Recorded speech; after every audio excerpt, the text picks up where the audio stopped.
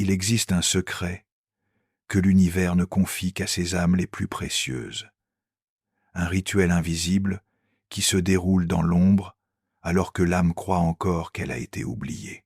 Carl Jung a découvert ce phénomène dans ses recherches les plus profondes sur la psyché humaine et a identifié un schéma que la plupart des gens ne perceront jamais à jour. Si tu fais partie de ceux qui se sentent différents, qui ne s'intègrent pas dans des relations superficielles, qui portent en eux un désir profond, plus grand que tout ce que le monde t'a offert jusqu'à présent, alors tu comprendras ce qui est révélé dans cette vidéo. L'univers a un plan particulier pour les âmes rares. Et ce que tu prends pour un retard est en réalité la préparation la plus minutieuse qui soit. Tu vas découvrir pourquoi certaines personnes semblent passer sans effort d'une relation à une autre, tandis que d'autres attendent des années.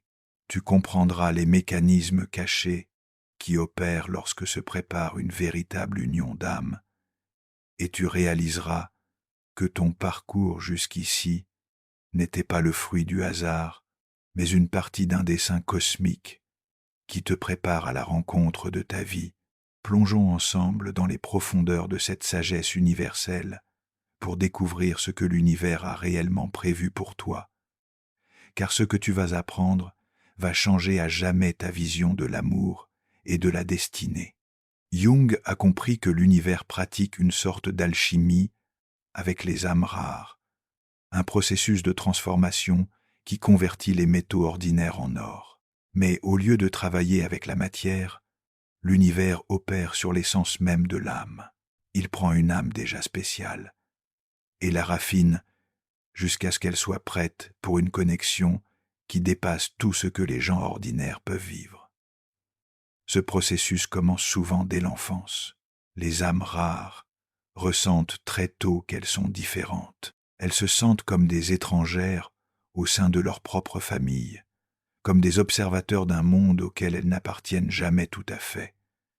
Ce n'est pas un hasard. L'univers commence déjà à les détacher des schémas habituels. Alors que d'autres enfants nouent facilement des amitiés, les âmes rares luttent souvent avec une solitude inexplicable. Elles comprennent intuitivement que les liens superficiels ne les nourriront pas.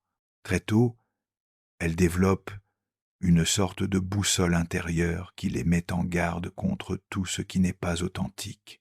L'univers observe ces premiers signes et les renforce délibérément. Il veille qu'à ce que ces âmes vivent des expériences qui approfondissent leur sensibilité plutôt que de l'émousser. Chaque rejet, chaque malentendu devient un outil qui affine l'âme et la prépare à ce qui l'attend. À l'adolescence, ce processus s'intensifie. Alors que leurs pères vivent leurs premières expériences amoureuses, les âmes rares ressentent souvent une résistance intérieure, pas par peur ou immaturité, mais par une connaissance profonde qu'elles sont destinées à quelque chose de plus grand. Elles ne peuvent pas simplement expérimenter ou jouer. Leur cœur ne s'ouvre qu'à ce qui est vrai. L'univers utilise cette phase pour apprendre à l'âme à distinguer le désir de la véritable attraction. Il la confronte à des situations où elle doit apprendre à dire non à des personnes qui pourraient la vouloir, mais qu'elle ne devrait pas accepter. Ces premières leçons de discernement sont précieuses, car elles détermineront plus tard le destin de l'âme. Souvent ces jeunes âmes se sentent incomprises. Pourquoi ne puis-je pas être comme les autres ? Se demandent-elles. Pourquoi tout doit-il être si compliqué ? Mais ils ne répondent pas avec des mots. Ils répondent avec des expériences qui montrent que la complexité est souvent juste un autre mot pour la profondeur. Quand les âmes rares entrent dans l'âge adulte, elles traversent souvent une phase que Jung appellerait la solitude cosmique. Ce n'est pas la solitude ordinaire de l'isolement, mais l'expérience existentielle d'une âme qui a reconnu sa véritable nature et qui attend maintenant que l'univers lui envoie un alter ego capable de comprendre cette nature. Cette phase est paradoxale, car l'âme est entourée de gens, mais personne ne comprend vraiment ce qui se passe en elle. Elle apprend à hocher la tête et à sourire dans les conversations, alors que son être intérieur crie pour une connexion véritable. Elle devient experte dans l'art de tenir des discussions superficielles tout en cherchant intérieurement quelqu'un qui parle le langage de son âme. L'univers orchestre cette expérience non par cruauté, mais par sagesse.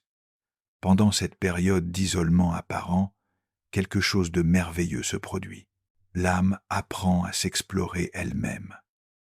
Sans la distraction des relations superficielles, elle commence à sonder ses propres profondeurs. Elle découvre des parties d'elle-même qu'elle ignorait. C'est comme un archéologue qui enlève couche après couche et trouve des artefacts précieux. Chaque jour de solitude révèle de nouveaux aspects de la personnalité. Chaque heure de silence devient une leçon d'introspection. L'univers attend patiemment pendant que l'âme entreprend cette expédition intérieure. Durant cette phase, les âmes rares développent souvent une relation intense avec les livres, la nature, l'art ou la spiritualité. Ce ne sont pas juste des passe-temps ou des centres d'intérêt, ce sont des ponts vers leur véritable moi. L'univers les guide vers les sources d'inspiration exactes dont elles ont besoin pour leur développement futur. Parfois, durant cette période, elles se sentent comme des extraterrestres attendant un vaisseau pour rentrer chez elles. Elles observent le drame des relations humaines autour d'elles, les amours rapides, les ruptures dramatiques, les réconciliations superficielles, et ne comprennent pas comment les autres peuvent entrer et sortir si facilement de ces liens. L'univers utilise cette phase d'observation pour montrer à l'âme ce qu'elle ne veut pas. Chaque relation échouée dans son entourage devient une leçon sur ce que l'amour véritable n'est pas. Chaque drame devient un miroir qui lui montre à quel point son propre chemin sera différent. Mais il y a aussi un danger. Certaines âmes rares commencent à désespérer durant cette phase. Elles se demandent si quelque chose ne va pas chez elles, si leurs exigences élevées les condamnent à une solitude éternelle. L'univers observe ces doutes et envoie souvent dans ces moments précis de petits signes d'espoir. Lorsque l'âme a terminé sa formation de base dans la solitude, l'univers commence l'une des épreuves les plus subtiles. Il envoie des personnes qui semblent être des âmes sœurs parfaites, mais qui ne le sont pas. Jung appellerait cela des projections de l'anima ou de l'animus, des incarnations des idéaux inconscients de l'âme. Ces personnes ne sont pas malveillantes. Au contraire, ce sont souvent des individus merveilleux avec de nombreuses qualités que l'âme rare apprécie. Mais ce sont des substituts, pas l'original. L'univers les utilise pour apprendre à l'âme à distinguer ce qui est bien de ce qui est juste. Le premier pseudo, âme sœur, apparaît souvent comme la réponse à toutes les prières. Il ou elle parle le langage de l'âme, partage des intérêts similaires, comprend la profondeur que l'âme rare recherche. La connexion semble électrisante, comme si quelqu'un avait enfin surgi pour résoudre l'énigme complexe de sa personnalité. Mais si l'âme rare regarde de plus près et l'univers assure qu'elle y soit poussée, elle découvre de subtiles incohérences. Les conversations sont profondes, mais elles tournent toujours autour des mêmes sujets. La connexion est intense, mais il manque la fluidité naturelle d'une véritable âme sœur. C'est comme si quelqu'un jouait une mélodie presque juste, mais avec une note légèrement fausse. L'univers observe comment l'âme réagit à cette prise de conscience. Va-t-elle accepter la vérité ou essayer d'ignorer les incohérences? Va-t-elle s'accrocher par désespoir à quelque chose qui n'est qu'à moitié juste, ou aura-t-elle le courage de lâcher prise et d'attendre le véritable? Certaines âmes rares passent par cette épreuve plusieurs fois, avec différents pseudos, âmes sœurs. Chaque expérience affine leur capacité de discernement. Elles apprennent à reconnaître les signes subtils qui distinguent le presque juste du absolument juste. Elles développent une certitude intérieure sur ce qu'elles recherchent. La difficulté de cette phase est que ces pseudos âmes sœurs, sont souvent elles-mêmes des âmes rares en plein parcours. La connexion est réelle, mais le moment où la constellation n'est pas le bon. Parfois, ce sont des personnes qui auraient été des partenaires parfaits dans une autre vie, mais qui, dans celle-ci, doivent apprendre d'autres leçons. L'univers enseigne à travers ses expériences une sagesse importante. Toutes les connexions profondes ne sont pas destinées à devenir des relations amoureuses. Certaines personnes entrent dans notre vie pour ouvrir nos cœurs, nous guérir ou nous enseigner, puis repartir. Comprendre cela sans amertume est une prouesse de maturité spirituelle. Après les expériences avec des pseudos, âmes sœurs, l'âme rare entre souvent dans ce que les mystiques appellent la nuit noire de l'âme. C'est une phase de remise en question profonde, où toutes les certitudes précédentes sont ébranlées. L'âme se demande, est-ce que je me suis tout imaginé? Est-ce que les âmes sœurs existent vraiment? Suis-je condamné à rester seul pour toujours? L'univers guide l'âme à travers cette obscurité de manière intentionnelle. Ce n'est pas un hasard ou un cruel coup du sort, c'est la mort nécessaire du faux moi, celui qui s'accroche encore aux illusions et aux projections. Durant cette phase, tous les rêves romantiques, toutes les attentes irréalistes, toutes les idées d'amour basées sur l'ego sont brûlées. L'âme se sent abandonnée, non seulement par des partenaires potentiels, mais par l'univers lui-même. Tous les signes et synchronicités qui l'encourageaient auparavant semblent avoir disparu. C'est comme si elle était tombée dans un désert de vide où plus rien ne semble avoir de sens. Durant cette période, certaines âmes rares se détournent de l'idée de l'amour. Elles décident qu'il vaut mieux rester seul que de continuer à courir après cet idéal apparemment inaccessible. Elles construisent des murs autour de leur cœur et se concentrent sur d'autres aspects de la vie, carrière, créativité, pratique spirituelle. Mais l'univers sait que cette résignation n'est qu'une autre phase. Il attend patiemment pendant que l'âme traverse sa vallée sombre. Et lentement, imperceptiblement, quelque chose de nouveau commence à émerger. Des cendres des illusions brûlées naît une version plus authentique de l'âme.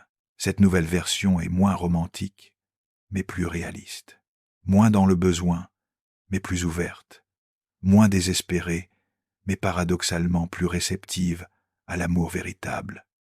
L'âme a appris qu'elle est complète, même sans partenaire.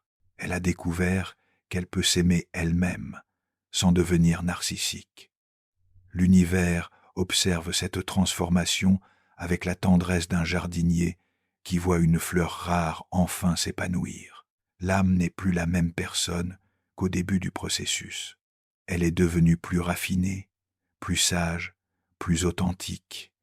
Elle est prête pour ce qui vient ensuite. Dans les derniers instants de la nuit noire, quelque chose de magique se produit souvent.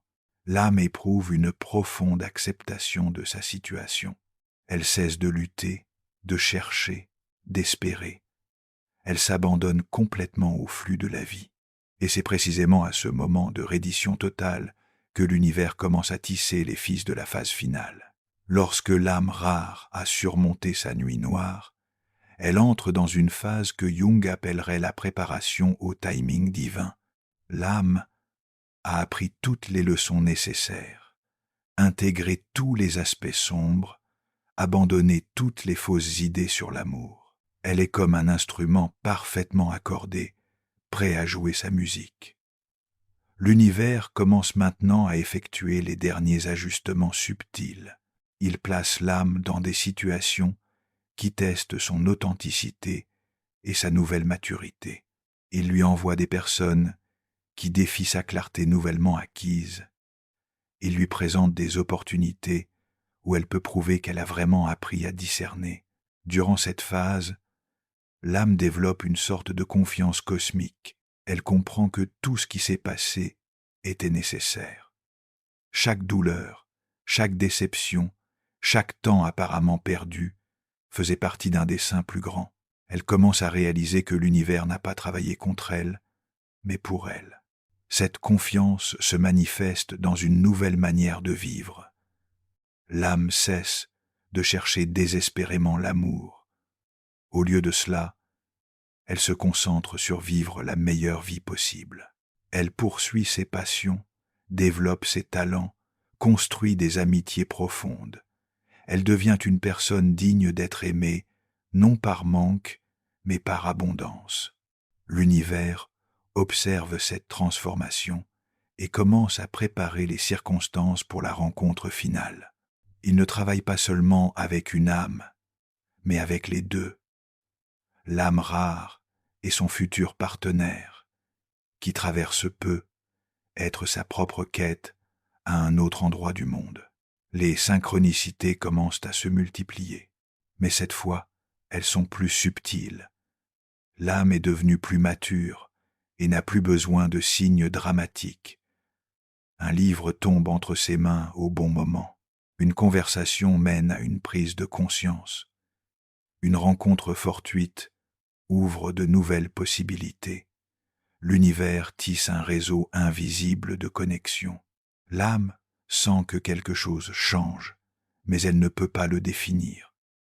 C'est comme le calme avant la tempête, mais cette fois, c'est le calme avant le miracle. L'énergie autour d'elle se densifie. Les possibilités commencent à se cristalliser. Le grand moment approche. Souvent, durant cette phase, l'âme fait des rêves ou a des visions étranges. Elle rêve d'une personne dont elle ne peut pas voir le visage, mais dont la présence lui semble familière. Elle a le sentiment que quelqu'un la cherche, tout comme elle cherche cette personne. L'univers prépare les deux âmes, télépathiquement, l'une à l'autre. Quand les deux âmes sont prêtes, l'univers entame l'orchestration la plus minutieuse qui soit, la préparation de leur rencontre. Cette orchestration est si précise et complexe qu'elle dépasse l'esprit rationnel. Chaque détail est pris en compte, chaque possibilité envisagée, chaque facteur intégré dans l'équation. L'univers travaille sur plusieurs niveaux à la fois. Il influence les circonstances extérieures, changements de travail, déménagements, événements sociaux, pour que les deux âmes soient au bon endroit, au bon moment. Il agit sur les états intérieurs, s'assurant que les deux sont émotionnellement et spirituellement prêts pour la rencontre, et il opère dans la dimension invisible de l'énergie, créant un champ magnétique entre les deux âmes. Souvent, dans les semaines précédant la rencontre, des choses étranges se produisent. Les deux âmes vivent des expériences similaires sans le savoir. Elles pensent au même sujet, lisent des livres similaires, font des rêves semblables.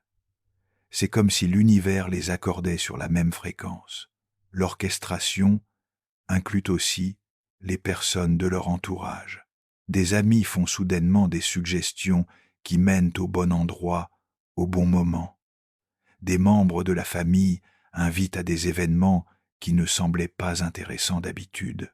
Des collègues mentionnent des opportunités qui paraissent fortuites, mais qui font partie du plan plus vaste.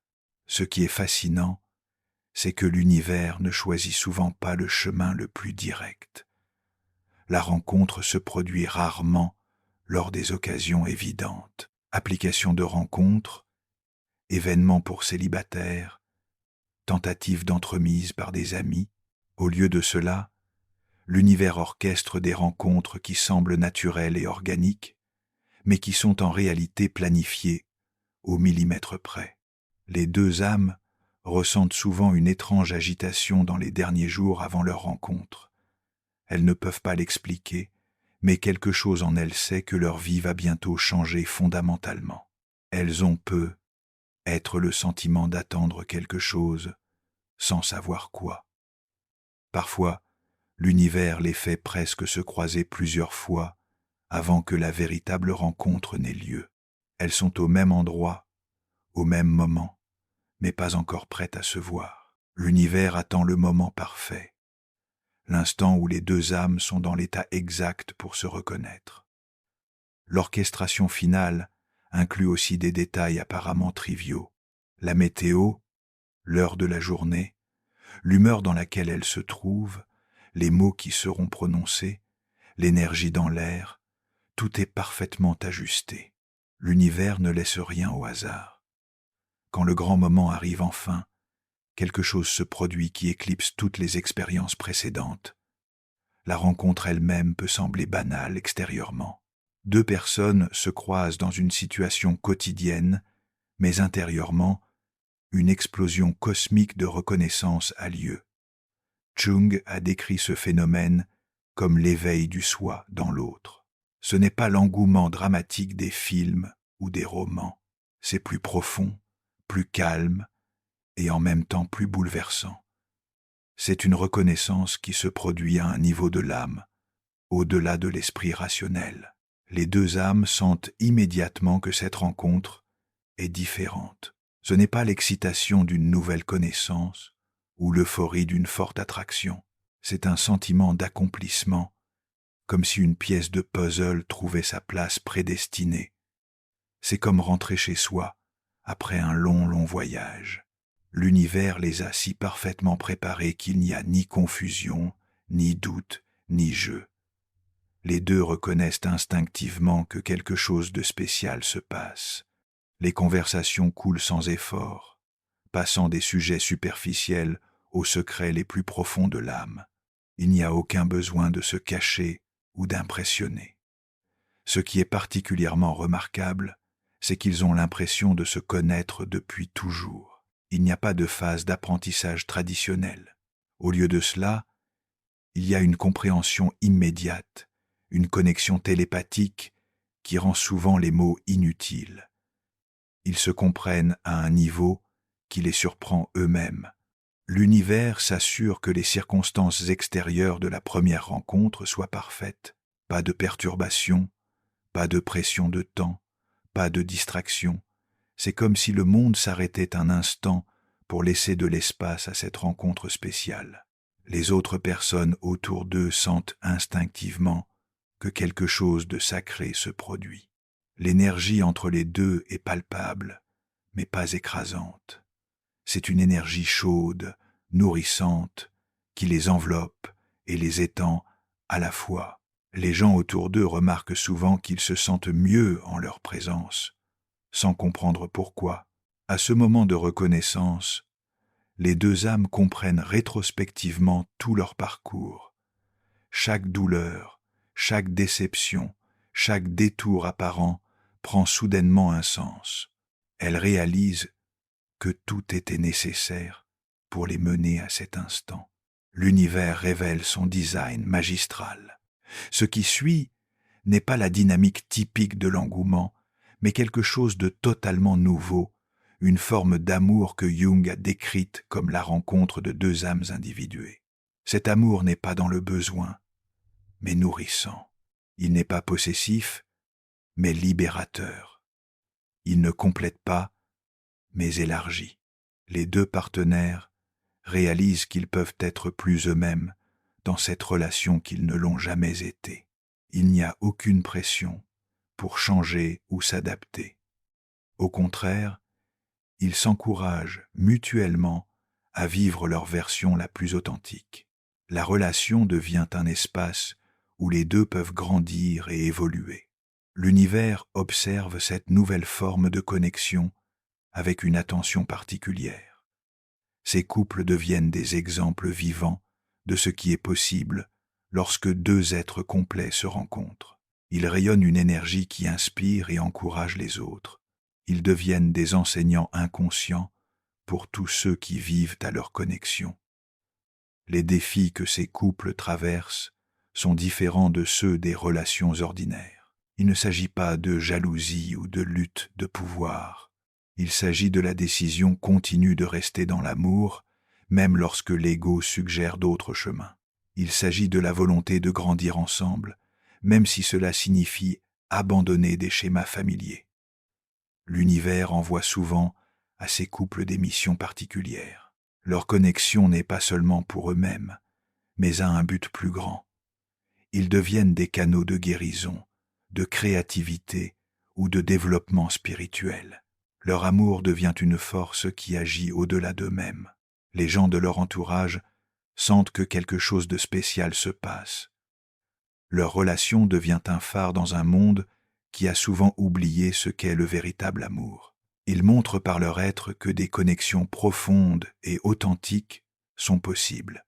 Ce qui est beau, c'est que ce type d'amour n'est pas statique. Il évolue constamment. Chaque année apporte de nouvelles profondeurs, de nouveaux niveaux de compréhension, de nouvelles possibilités de croissance commune. L'univers veille à ce que la connexion reste vivante. Jung a reconnu que les âmes rares ne sont pas seulement préparées pour leur bonheur personnel, mais pour une mission cosmique plus vaste. Leurs connexions ont une signification évolutive qui les dépasse. Elles font partie d'un plan plus grand pour le développement de la conscience humaine. Quand deux âmes rares se connectent et vivent en véritable partenariat, elles créent un champ énergétique qui transforme les autres. Leur manière d'aimer, de communiquer et de vivre devient un modèle pour une nouvelle forme de relations humaines. Elle montre que l'amour ne doit pas être un drame, mais peut être une paix. L'univers utilise ces couples comme des bâtisseurs de ponts entre différents niveaux de conscience. Ils aident à établir de nouveaux paradigmes. Leurs enfants grandissent avec une compréhension totalement différente de l'amour. Leurs amis découvrent de nouvelles façons de se connecter. Souvent, ces couples développent ensemble des projets créatifs ou spirituels qui ont un impact bien au-delà d'eux-mêmes. Ils écrivent des livres qui inspirent d'autres personnes. Ils créent de l'art qui ouvre les cœurs. Ils lancent des initiatives qui guérissent le monde. Leur connexion devient une source de bénédiction pour beaucoup. L'univers investit tant de soins dans la préparation des âmes rares, parce qu'il sait que leurs connexions sont des graines pour l'avenir de l'humanité. Chaque véritable partenariat d'âme élève la vibration de la conscience collective. Il rend plus facile pour d'autres de trouver des connexions similaires. Ces couples comprennent intuitivement leur rôle de porteurs de conscience. Ils vivent leur amour non seulement pour eux-mêmes, mais comme un service à l'humanité. Ils deviennent des preuves vivantes qu'une nouvelle manière d'aimer est possible. L'univers les soutient de manière particulière. Les synchronicités se multiplient autour d'eux, des opportunités s'ouvrent, des ressources affluent vers eux. C'est comme si la vie elle-même soutenait leur mission. Ils deviennent des collaborateurs de l'univers dans la grande transformation. En fin de compte, les âmes rares comprennent que tout leur parcours, toutes les épreuves, toutes les attentes, toutes les transformations faisaient partie d'un plan cosmique parfait. L'univers ne les a pas seulement préparés à l'amour, il en a fait des instruments de sa propre évolution. Leur histoire devient une inspiration pour d'autres âmes rares encore en chemin. Elles montrent par leur vie que l'attente avait un sens, que chaque douleur avait un but, que l'univers sait vraiment ce qu'il fait. Ce qui est magnifique, c'est que leur histoire n'a pas de fin. Leur amour continue d'évoluer, devenant plus profond, plus sage, plus puissant. Chaque année, ils découvrent de nouvelles couches en eux-mêmes et chez l'autre. L'univers ne leur a pas seulement donné un partenaire, mais un compagnon éternel sur le chemin de l'évolution de la conscience. Ils comprennent qu'ils sont des pionniers d'une nouvelle manière d'aimer. Leur relation est une expérience vivante de l'univers, un prototype pour l'avenir des connexions humaines. Ils portent la responsabilité de vivre et de transmettre ce nouveau paradigme. Souvent, ils repensent à leur période d'attente avec gratitude, non pas malgré leurs difficultés, mais à cause d'elles. Chaque épreuve les a façonnés en ce qu'ils sont aujourd'hui. Chaque retard les a parfaitement préparés à cet instant. L'univers les a transformés en chefs-d'œuvre de l'amour. L'impact de ces connexions spéciales s'étend bien au-delà des limites des couples eux-mêmes. Ils deviennent des révolutionnaires silencieux qui, par leur simple existence, créent une nouvelle réalité. Les gens qui les observent commencent à croire que le véritable amour existe. Leur rayonnement devient un cadeau pour le monde. L'univers utilise ces couples comme des phares dans une époque de changement. Il montre qu'il est possible d'aimer à partir de la plénitude plutôt que du manque. Il démontre que les relations peuvent être guérissantes plutôt que blessantes. Ils incarnent l'idée que le partenariat est un chemin de développement spirituel. Leurs enfants grandissent que dans un champ énergétique totalement différent. Ils apprennent l'amour comme quelque chose de naturel, de nourrissant, de soutenant. Ils deviennent des porteurs d'une nouvelle conscience qu'ils transmettent au monde. L'univers plante à travers eux des graines pour les générations futures. Les amis et la famille vivent souvent de profondes guérisons en leur présence. De vieilles blessures se referment, des rêves oubliés renaissent. L'énergie de leur connexion agit comme un catalyseur pour tous ceux qui la côtoient. Ils deviennent des guérisseurs inconscients. L'univers observe comment leur influence se propage en cercles concentriques. Un couple guérit son entourage. Un entourage guérit la société. Une société guérit le monde. C'est ainsi que l'univers œuvre à la grande transformation à travers les connexions les plus intimes. Parfois, ces couples ne comprennent l'ampleur de leur mission que des années plus tard. Ils réalisent que leur amour faisait partie d'un plan de guérison plus vaste, que leur connexion est une pierre dans un temple cosmique construit pour l'avenir de l'humanité. Si tu t'es reconnu dans cette vidéo, si les descriptions des épreuves et des tests te semblent familières, alors toi aussi, tu fais partie de ces âmes rares. L'univers te prépare à quelque chose de magnifique. Chaque jour de ton parcours a un sens, même si tu ne le vois pas encore. Ta solitude n'était pas vaine. Elle t'a appris à t'aimer toi-même. Tes déceptions n'étaient pas cruelles. Elles ont affiné ton discernement. Ton temps d'attente n'était pas gaspillé. Il a fait de toi ce que tu es aujourd'hui. L'univers voit ta patience. Il honore ta fidélité à tes idéaux les plus élevés. Il admire ton courage de tenir bon à l'amour, même dans les heures les plus sombres. Tu n'as pas été oublié. Tu n'es pas ignoré. Tu es entouré de soins et guidé à chaque instant. Fais confiance au processus, même s'il semble interminable. Fais confiance à ton parcours, même s'il diffère de celui des autres. Fais confiance à l'univers, même si tu ne comprends pas ses plans. Tu es en route vers quelque chose qui dépassera tous tes rêves. Utilise ce temps de préparation avec sagesse. Guéris tes blessures. Développe tes dons. Apprends à te connaître et à t'aimer. Deviens la personne prête pour le grand amour. L'univers te prépare, toi et ton futur partenaire. En même temps, sois attentif aux signes. L'univers te parle constamment, même si tu ne l'entends pas toujours. Les synchronicités, les rêves, les intuitions, tout cela sont des messages qui te disent que tu es sur la bonne voie. Tiens bon, ça arrive. Jung a reconnu à la fin de sa vie que l'amour entre deux personnes n'est qu'un reflet de l'amour cosmique qui imprègne tout l'univers. Les âmes rares sont des élus destinés à canaliser cet amour plus grand à travers leur connexion humaine. Leurs partenariats sont des fenêtres sur une réalité supérieure. Ils montrent que les frontières entre le moi et l'autre, entre l'humain et le cosmos, entre le temps et l'éternité, sont plus perméables que la plupart des gens ne le croient. Ils vivent une expérience mystique au quotidien.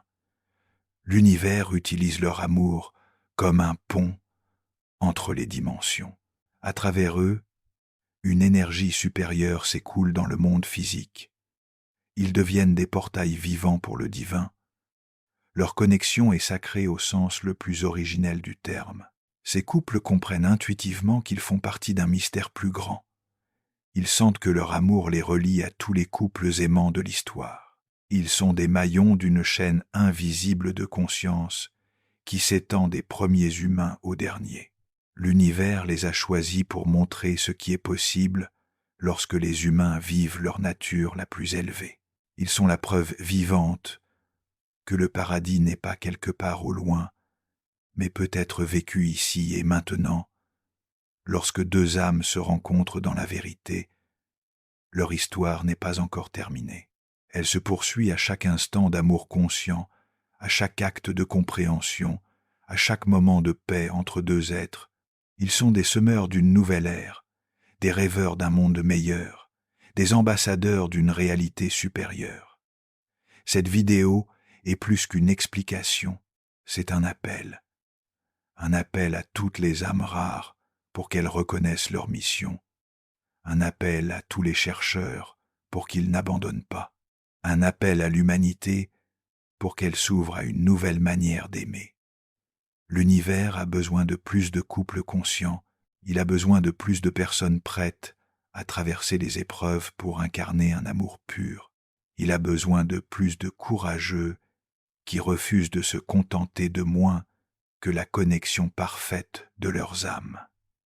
Tous ceux qui ont suivi cette vidéo jusqu'ici font déjà partie de cette mission.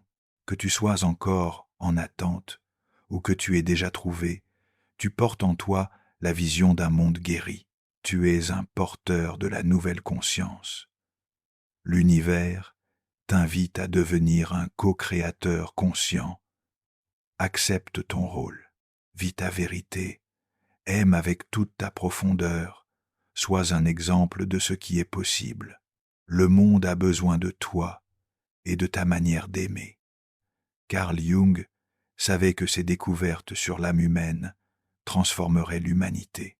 Il avait prédit que les gens apprendraient à aimer de manière plus consciente. Tu fais partie de cette prophétie. Tu es un témoignage vivant de sa sagesse. L'univers a de grands projets pour les âmes rares. Tu es plus important que tu ne le penses. Ton amour est plus puissant que tu ne l'imagines. Ta mission est plus grande que tu ne le crois. Tu es un cadeau pour le monde. Reconnais-le, vise-le, partage-le. Si cette vidéo a touché ton cœur, si tu t'es retrouvé dans ces mots, fais-le-moi savoir dans les commentaires. Partage ton histoire avec d'autres âmes rares. Créons ensemble une communauté d'amour conscient. Abonne-toi à cette chaîne pour découvrir davantage de vérités profondes sur l'âme et son voyage. Partage cette vidéo avec quelqu'un qui en a besoin. Fais partie de la révolution silencieuse de l'amour. L'univers agit à travers toi. Jung parle à travers toi. L'avenir se façonne à travers toi. Tu es plus rare et précieux que tu ne le sais. Et ton moment arrive. Il est déjà en chemin.